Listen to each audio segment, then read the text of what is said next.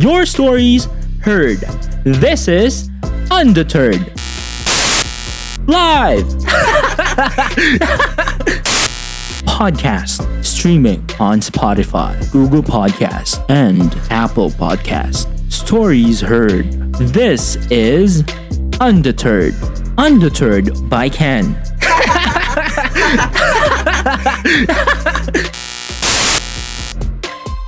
Ayan, hello guys, and welcome back to another episode of Undeterred by Ken. And so medyo matagal tayo nawala dahil naging busy tayo for my major subjects. But again, I'm here, and this is going to be our episode 3, the third episode of this series, our NSTP series. And this week, it's very important kasi ang ating i-discuss, ang ating hihimayin sa episode na ito is all about you and it's all about me. Well, it's all about you, and it's all about me. Hindi, ano nga ba? So, ang ating topic today is human rights and human dignity. Ayan. So, yung aming napanood, ang ating napag-aralan ay isang talk ni Attorney Francis Dom Temprosa. So, sino ba si Attorney Temprosa? Si Attorney Francis. Si Attorney Francis ay isang he is a Director of Human Rights Education and Promotion Office under the Commission on Human Rights. So, ang Commission on Human Rights, ito yung department ng ating pamahalaan, ng ating government, who's mandated to protect and to, of course, investigate human rights violations in the country, and of course to uphold our human rights, 'di ba, as a Filipino. Ayan. So, yung topic ng human rights and human dignity, this is really close to us right now, to what we're currently experiencing in our social atmosphere. So, anong ibig kong sabihin doon? So, before we tackle and dive in deeper to what human rights and human dignity is, of course, we need to know what human rights is in the first place. So, human rights basically is fundamental to the formation of our nation. Yun yung sinabi ni Attorney Francis. Sabi niya, human rights is engraved even in the Philippine Constitution. This is through the Bill of Rights. So makita natin doon pag na-review natin yung ating Philippine Constitution under our Bill of Rights, all of our basic human rights are listed in there. So na-mention din ni Attorney Francis na ang human rights is really present even in our daily lives, di ba? And we are exposed in different issues involving human rights in our day-to-day. So, let's go and define what human rights is. So, human rights is a basic, these are basic freedoms that belong to every single one of us because we are humans, diba? From the root word human and right, so right of humans. So this rights is fundamental because these are entitlements, and by entitlements meaning regardless of our status in life, our gender, our socio-economic class, mahirap ka ba, mayaman ka ba, middle class ka ba, whether we belong to whatever group, diba? Political or social or whatever, and pati yung level of educational attainment. So hindi rin yan walang pakialam, diba? Pag sinabing human rights, lahat ng yan covered tayo. Hindi walang sinisino ang human rights. So lahat yan ay entitlement na nagbebelong sa atin regardless of our statuses. So yun. So dinefine din naman ni Attorney Francis kung ano yung ibig sabihin ng rights, di ba? Sabi niya nga, these are entitlements. Ano ba ibig sabihin ng entitlements? So in the concept of human rights, it is a part of our being from the moment that we are born. So ayun. So ibig sabihin nakakabit na sa atin yung ating human rights the moment na lumabas tayo, 'di ba, sa mundong ito. And hindi siya binigay sa atin, okay? Ibig sabihin, it's engraved to us as human beings because we are human beings, okay? It is regardless of whatever group, again, it is regardless of whatever political faction we belong in. Human rights is human rights because we are humans, and we are entitled to human rights because it is engraved to us as human beings the moment we are born. Okay? So, sana clear yun sa ating mga listeners. So, yun nga, sinabi niya kasi, di ba, human rights are inherent to our being. It is there because we are human. So yun yung ginamit niya talagang ginamit niyang term. Human rights is inherent to our being because we are human. So meron tayong iba't ibang klase ng rights, di ba, as a human beings, and these entitlements are yung sa um, unang classifications ng human rights ay these are entitlements that what we need, 'di ba, in order for us to live. Ito yung mga basic entitlements of human beings in order for us to survive. So number one dyan, of course, yung right to food, 'di ba? Right to water, and these are all basic human rights. So pag wala itong mga human rights na ito, pwedeng ma-violate na hindi ka nakakain, hindi ka naiinom ng tubig, hindi ka na pwedeng 'di ba pag wala yung tubig, pag wala yung pagkain, for sure, 'di ba? Us as humans, we will cease to exist. So in order for us to continue living, 'di ba? Kailangan nandun yung mga yung rights na yon, 'di ba? To make sure that our existence is secured. So, yun. And let's look beyond these rights. So, aside from those basic human rights, 'di ba? Basic entitlements as human beings. Ano pa ba yung mga meron tayo, 'di ba? Ano pa ba yung mga entitlements natin in terms of our human rights? So, andyan yung civil and political rights na tinatawag natin. So, civil political rights, these are entitlements because we belong in a society. 'Di ba? As a society as a community of human beings, these rights are there for us to participate safely without discrimination in the society. So anong ibig sabihin nito? Kasi meron tayong mga rights, economic rights, 'di ba? Social rights, cultural rights. And ito yung mga rights na nagpo-protect sa atin in order for us to thrive in the society, and in order for our culture to thrive, 'di ba?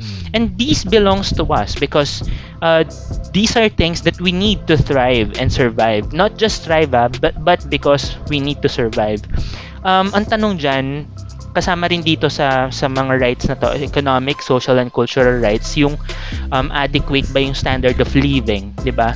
So yung minimum wages natin dito papasok, or yung minimum wage earner, makatao pa ba? Ayan, 'di ba? Makatao, maka-human, makatao pa ba yung ating standard of living sa panahong ito? In terms of right to work, 'di ba?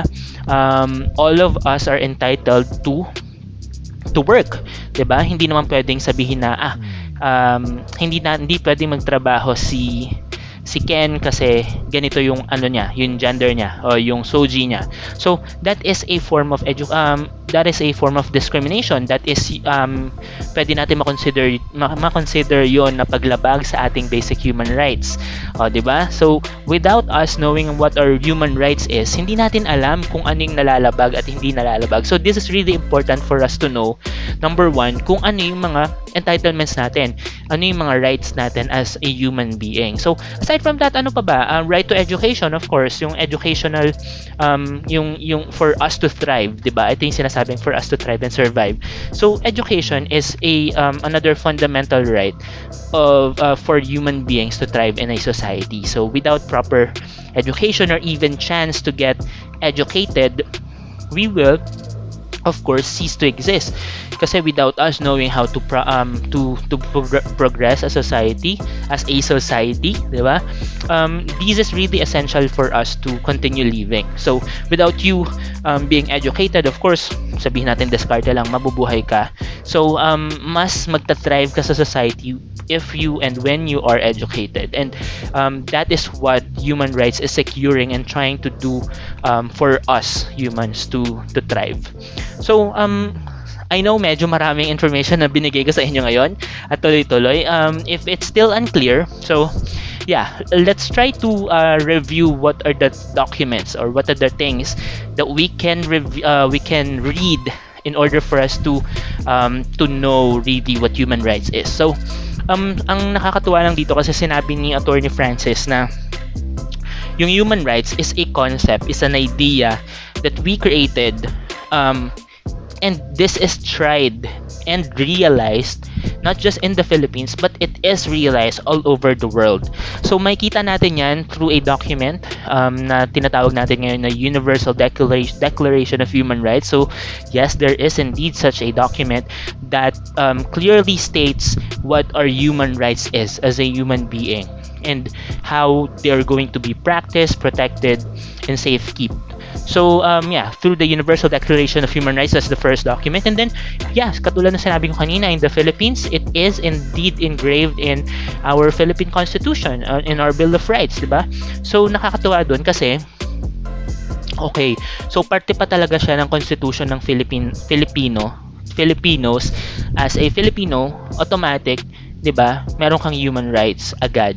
So, what are the different types or what are rather the different principles of human rights? So, ito yung mga kung paano ito yung mga conventions, rules, and principles kung paano naka-classify yung human rights o pagkakaroon natin ng human rights as a human being. So, number one, sabi ni attorney, sabi niya, yung universality ng human rights. Ibig sabihin, yung universality, that human rights belongs to all of us. Okay, not just a few of us, not just you, not just your neighbor, but to all of us. All of us has human rights. So number two, yung tinatawag niyang inalienability. So ibig sabihin nito, yung human rights, 'di ba sinasabi natin, anong yaman yung pwede mong ipamana sa anak mo? Tinasagot natin lagi, hindi yung karangyaan, material na bagay, kung hindi yung education, being that cannot be taken away from us. So, sinabi natin kanina na yung rights to education is a human right, and inalienability, that is another characteristic of human rights. Ibig sabihin, yung human rights, they cannot take that away from us as human beings. Kahit sino pa yan. Kahit mga pulis pa yan, kahit mga politiko pa yan, they cannot take away our rights away from us. So, hindi siya nananakaw, hindi siya nakukuha. So, unfortunately, meron lang mga patterns of violation of our human rights, and that's how siguro nakikita natin na nakukuha siya. Pero that is not somebody taking away your human rights, but it's more about violating those rights. So yun, yung alienability niya, isang characteristic ng human rights ay hindi siya nananakaw or nakukuha from us. And yung isa pa is yung indivisibility and interdependence. So yung human rights as a concept is a whole, isang buo siya, 'di ba? It is indivisible, hindi siya nahati-hati. Ano ibig sabihin ko sa concept na ito? Yung human rights, hindi siya pwedeng piliin, 'di ba? Kung ano lang yung mga rights na meron ka, ano lang yung mga rights na pwedeng ibigay sa iyo, 'di ba? Ano ba yung mga rights na poprotektahan ka, i-respect ka, and ano yung mga mafulfill lang. So hindi. All of them, all of the rights, 'di ba? All of those human rights binibigay siya lahat sa isang tao. All of them needs to be protected, respected, and fulfilled. So ibig sabihin, pag hindi pinotektahan yung mga human rights na yon, hindi nirespeto yung human rights na yon, at hindi siya na-fulfill, those are clear violations of your human rights. And kung sino man yung tao na hindi nag-protect sa'yo at nag-respect and nag-fulfill ng human rights mo, they are in legal violation of your human rights. Ngayon, okay? So, lastly, ano pa yung isang sinabi ni attorney? Sabi ni attorney Francis, non-discrimination, yung non-discriminatory. So, yung human rights are to be given to all, 'di ba? The rights of all. Ibig sabihin lahat, not just the right of the few. Anong pwede natin gawing example dito? Yung pinaka-timely and relevant to my country, which is the Philippines. Sabi, yung freedom of speech, 'di ba? Sabi nito, freedom of speech needs to be accorded to all, regardless of your gender, among others. At yung sinabi ko kanina, ano ba? Educational attainment, political faction, organization, whatnot, and what else. So, yung freedom of speech, this is a basic human right, 'di ba? This is a human right na innate sa atin, lalong-lalo na sa atin as Filipinos. Kasi close to our heart yung freedom of speech. Parang lagi nating napapractice ito in terms of pagpo-post sa Facebook, lalo na ngayon, digital age, 'di ba? And kahit noon nung contemporary time, through our active participation, organization, and our active pursuit of the ill-gotten wealth of the Marcoses, ano pa ba, our organization through rallies and such, 'di ba? So through that, the freedom of speech, sabi nga ni Maria Reza, it's a fundamental right, and pag pinatay mo yung freedom of speech sa isang bansa, mamamatay na rin yung bansa. So I think sino ang kailangan mag-protect dito sa ating freedom of speech? As an example, sabi ni attorney, the government is the one at the top, 'di ba, na naghahawak dun sa responsibility na yon to protect, respect, and fulfill our freedom of speech. Pero nakita ba natin yun sa ngayon? 'Di ba yung ambush na nangyari kay Percy Lapid? Percy Lapid is a journalist who is really open into his commentaries, critics about the Marcos family, and he is a supporter of Lenny Robredo. So now clearly there is the human rights, 'di ba? Yung sinabi nating it is inalienable. They cannot be taken away from us. We clearly saw how Percy Lapid's perpetrator, killer, murderer is still free, 'di ba? Hindi na promise, hindi na fulfill, hindi na respect at protect yung kanyang freedom of speech, kasi most likely than not, he is killed because of his descent to the Marcos family, because of his political faction or group, 'di ba? So yung ganon, the basic level of human rights yung na-violate, kasi they took away his life because of his ideals, 'di ba? So ano pa ba yung issues ngayon regarding after yung pagpatay sa journalist na si Percy Lapid?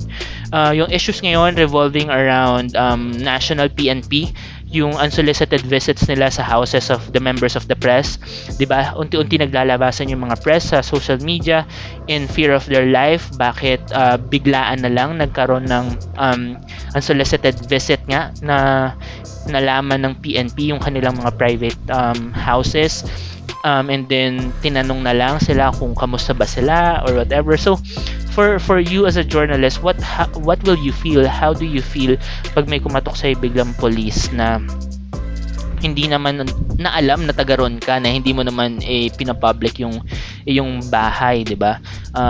Tapos biglang tatanungin ka lang kung kamusta ka lang. So they can do that over the phone, they can do that in the office, 'di ba? In the place that you work in, or you work at rather, pero mas pinili nilang gawin i-violate yung iyong privacy, 'di ba? As a journalist, lalong-lalo na ngayon sa social political climate, medyo risky na ganun yung ginawa ng PNP for me, 'di ba?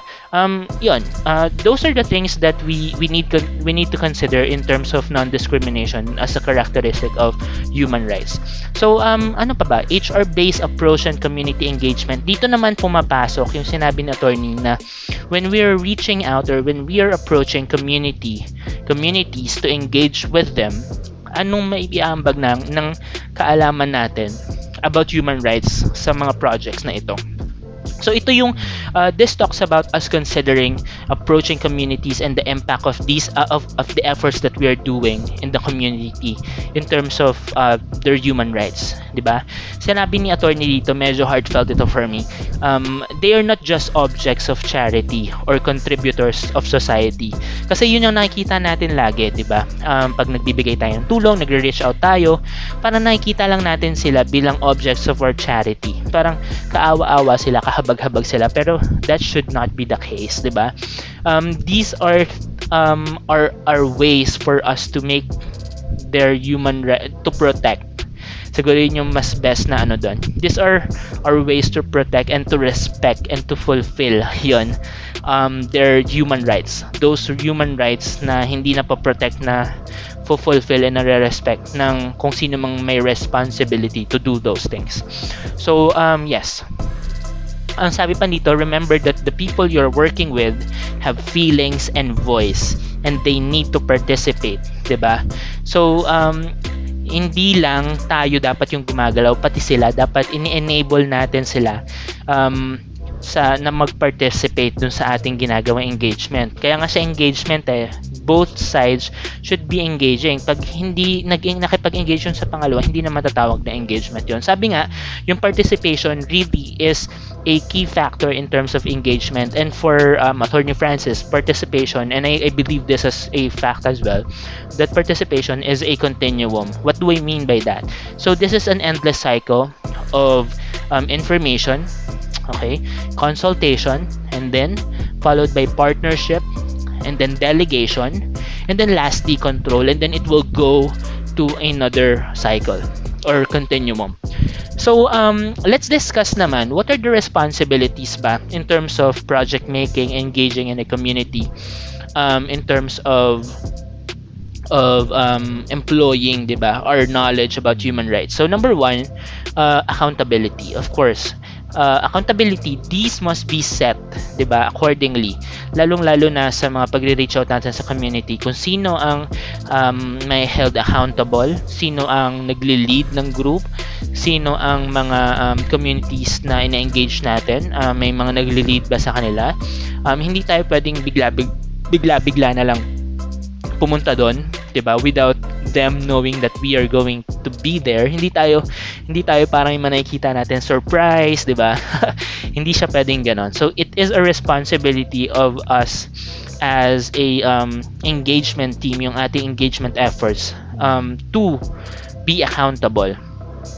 Number two, yun ang non-discrimination, equality, and attention to vulnerable groups. So this is very sensitive kasi when we are approaching communities, we should know the communities needs and their rights, 'di ba? Hindi pwedeng pag pumunta tayo doon, magbibigay lang tayo ng libro dahil alam natin na okay, maraming mga batang hindi nakakapag-aral doon sa side na 'yon. Pero hindi natin alam na when giving that, we're causing more harm than help, 'di ba? Kasi nadi-discriminate pala natin, okay, marami pala dito sa mga communities na to na hindi marunong magbasa, illiterate, 'di ba? So instead of giving them books, why not give them the training or the literacy to enable and help themselves? Why not teach them how to read? Why not give them that basic need instead of giving them books? Anong gagawin nila sa libro kung hindi naman sila marunong magbasa? Pangalawa, ano pa ba? Yung mga vulnerable members ng community na yon. For example, okay, binigyan natin ng books itong mga to, karamihan pala sa kanila ay mga bulag. So, paano naman nila mababasa yung mga libro na yon? So, we need to, again, it really is, we're doing the opposite. Instead of helping, lalo tayong mas mahirap pa pala sa kanila, 'di ba? Na we are making them realize what they cannot do and what we are trying to help them with is not the right way to help them, if I'm making any sense. So, doon po mapasok yung empowerment, 'di ba? Sabi, we are there to improve their capacities. We're there to help them. Hindi tayo nandoon para maparealize sa kanila na wala sila. Walang-wala sila. We are there to in order for us to lift, 'di ba? Yung kanilang yung kanilang kakayahan. So, when we are reaching out to communities, our main goal is of course to improve their capacities. And another way to do that is through linkages to human rights standards. Ibig sabihin, meron tayong progressive realization at saka yung tinatawag natin non-retrogression. Yung sinasabi nga ni attorney na you should do no harm, 'di ba? If you cannot improve the community you're serving, at least do no harm, 'di ba? Leave them the way you found them. You find them. Contribute to their capacities, not the other way around. So, sa pamamagitan ng progressive realization na to, hindi yung pinaparealize lang natin sa kanila na what they are not capable of doing. Yung progressive realization, okay, these are the things that you can do with the things that we are enabling you to do, di ba? So, ibig sabihin, they're less likely to go back to the position that we found them. at, 'di ba? Hindi na sila babalik doon kasi nga inililift natin sila. We're there to improve their capacities, and through progressive realization, we are able to help them not regress to the same way we found them. Now, in terms of the different types of NSTPs, yung ROTC, LTS, and CWTS, saan naman papasok yung human rights? Ito yung importanteng last na point na sinabi ni Attorney for me. Si Attorney Francis, sinabi niya sa ROTC, yung security and human rights, they are really parang magkakabit, diba? People have the rights to be secured, and this is what the core of ROTC is. It revolves around peace building, and we need to ask ourselves as community engagement teams to, number one, yung basic question, are our projects contributing to making peace, or we are disrupting peace? So that's I think the key concept that we need to really think about in terms of ROTC projects. And how about LTS projects, diba? Ang education naman is a human rights, we know that, and right to education is the core of literacy. Ito yung LTS, yung Literacy Training Service. And we are ang question naman na kailangan natin ma-realize dito, sabi ni Attorney Francis, is, are we contributing to their education, di ba? Am I developing and teaching what they know about their what they know and what they know about their rights? So, yung katulad ng sinabi ko kanina, kung alam naman na nila pala yung mga bagay na ituturo natin, why repeat that? Instead of repeating those things that they already know, let's do progressive realization. Let's enable them to think beyond what they already know and think what they can do more about what they know. Yun. And CWTS, di ba? Yung community empowerment naman yung pinaka-core ng CWTS. Community ang ating ini-enable dito. So, we are involving the community. This is about helping them increase control in their communities, diba? Ang pinakatanong dito, ang question dito na kailangan natin sagutin sa ating mga projects is, are we responding to their needs? Of course, in every community, meron silang mga needs na kailangan natin i-identify, and we need to address them. So, we need to respond to their needs, diba? Is it about their rights? Meron ba tayong mga rights na kailangan ipa-realize, i-protect, and i-fulfill sa ating mga communities? Or, again, babalik tayo doon, or we just treating them as a charity? So, wag naman sana tayo makakarinig na yung community project na ginawa namin is nagbigay lang kami ng tulong to sa mga nasalanta ng bagyo. So, yes, at the forefront, makikita natin yun na yes, it's very helpful during that time. Pero mas maganda siguro na we provided a training for them to know and identify the places where to go at when there are floods, diba? Or what are the things that they need to prepare in order for them to survive in a flood, ganyan, diba? What are the hotlines that they need to call if they are trapped in their houses pag may bagyo, ganyan. So those are the things that keep the community empowered, diba? It's really about giving them, enabling them to help themselves and keep them involved in the community. So in terms of our community work, we really need to ask ourselves, are we really helping them, enabling them to do more for themselves pag wala na tayo doon sa community, or are we just giving them yung immediate lang na help, na pag wala na tayo, tapos na rin yung tulong natin? So those are the things that I learned about this topic. It's very ang tawag dito, siksik, liglig at umaapaw itong topic ng human rights and human dignity, and it's really close to my heart. Since I'm really vocal about my political beliefs as well. So in terms of human rights and human dignity, I think this is a topic that we really need to get ourselves involved in. Again, I really appreciate you guys listening to my podcast. My name is Ken, and watch out for the next episodes of the podcast. Thank you for listening to Undeterred by Ken. Have a wonderful day. Bye bye. Your stories heard. This is Undeterred. Live! Podcast streaming on Spotify, Google Podcast, and Apple Podcast. Stories heard. This is Undeterred. Undeterred by Ken.